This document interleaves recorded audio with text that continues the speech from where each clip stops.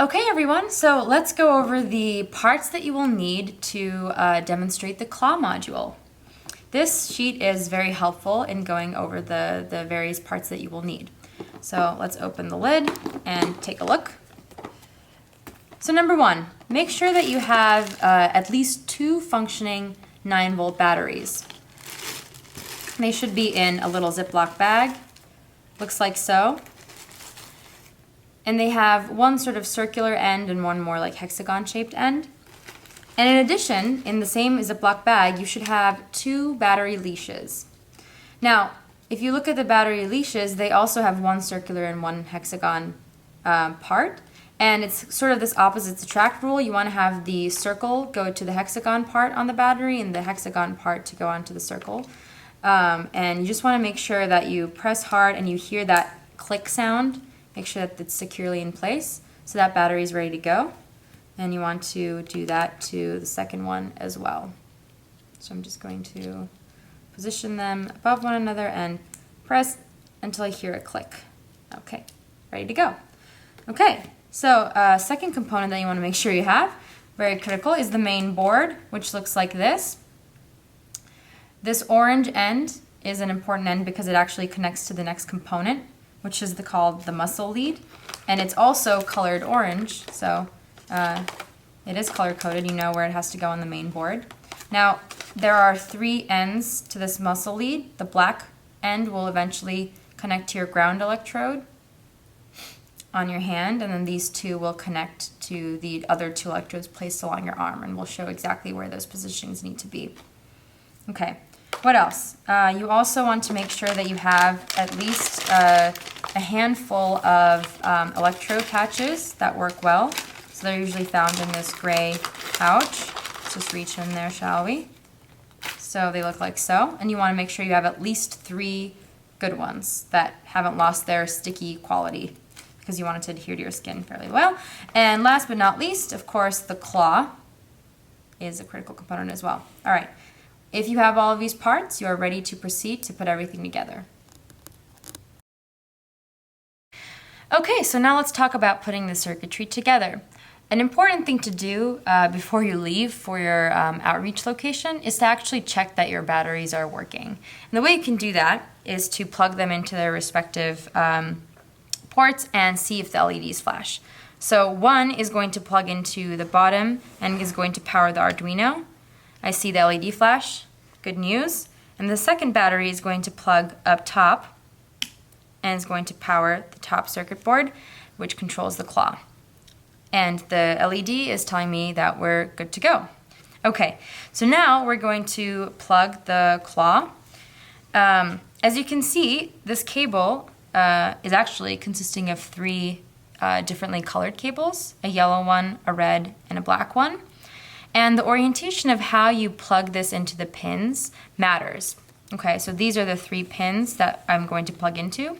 And right by the pins, there are letters, Y, R, B, that's telling me that I need to orient the cables so that the yellow one plugs into the top, the red one into the middle, and the black one to the bottom.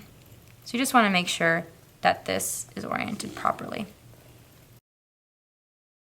Okay, so the last bit we have to do before we put everything together and actually demonstrate the module is to prepare the arm. So the first thing we can do is take one of the electrodes and position it on top of the hand. This is going to be the ground electrode and will connect to the black alligator clip. The other 2 we will position along the ulnar nerve, which if you follow the trajectory of your pinky, you want to place 2, one a little bit closer to the elbow, one a little bit closer to the wrist, roughly around there. So I'm going to place one here and place another one right around here. And the other 2 alligator ends, the red ones, will clip onto those 2. And we can demonstrate that. The black one, top of the hand, the 2 red ones along the electrodes placed along the ulnar nerve. Okay, and now we are ready to take the orange jack end and plug it into the board. The reason why you want to wait until everything is ready to actually plug it in is because as you're clipping the alligator ends onto the electrodes, if everything is hooked up, you actually get spurious activity of the claw. And because we want a clean demonstration, you ideally want to wait until the very, very end when everything is good to go to actually plug in. Okay. So once we're plugged in, one thing to note is the baseline configuration of the claw. This is a matter of subjective preference here, but so if you actually want the baseline configuration of the claw to be open rather than closed, you can use this red button. If I press it now, the baseline configuration will move to open. And if I press it again, it'll go back to being closed. Okay, so now at this point, we are good to go in terms of demonstrating that the electrical activity that can be picked up from the muscles as a result of the neuromuscular junction interaction, and this signal can be routed through the circuit board and actually physically make the claw open and close. And so in order to demonstrate this, we need this person who has the electrodes attached to their arm to actually very robustly do this motion. And when they do so, you can actually see the claw open and close. And if you're feeling very ambitious, you can actually try to get the claw to pick up an object. Voila! So some troubleshooting tips.